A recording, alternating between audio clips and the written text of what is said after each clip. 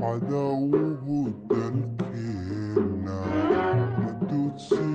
karaay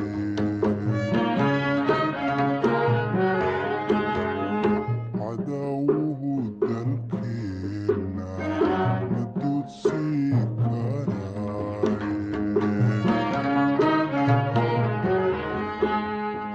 dirir ku raadinayo nabad ku dhaqnay